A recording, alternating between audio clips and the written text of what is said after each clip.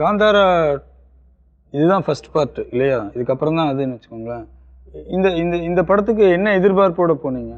ஆக்சுவலாக தெரியும், பார்ட் 1ல் வந்து 70s நடக்கக்கூடிய ஸ்டோரி தான் அந்த காந்தாரா பார்ட் 1. இந்த சாப்டர் 1 சொல்லக்கூடிய பார்ட் 2 படத்தில் வந்து அப்படியே 17th செஞ்சுரிக்கு கொண்டு போகிறாங்க. படத்தோட ஆரம்பத்திலேயே நமக்கு தெரிஞ்சு போச்சு, இவங்க வந்து அந்த மன்னர் ஆட்சி, அவங்க எப்படி அந்த மன்னர்கள் பார்ட் 1ல் சொல்கிற மாதிரி இந்த நிலத்தை ஆக்கும்பை பண்ணது அப்படின்ற மாதிரி. முக்கியமாக நம்ம சொல்லணும்னா அந்த குலிகா, அதுக்கப்புறமா வந்து பஞ்சருளி, இந்த மாதிரி தெய்வங்களை பற்றி இன்னும் டீட்டெயில்டாக சொல்லுவாங்க அப்படின்றது எதிர்பார்த்து போனோம். ஆனால் அந்த எக்ஸ்பெக்டேஷனை அடுத்த லெவலுக்கு கொண்டு போயிருந்தாங்க.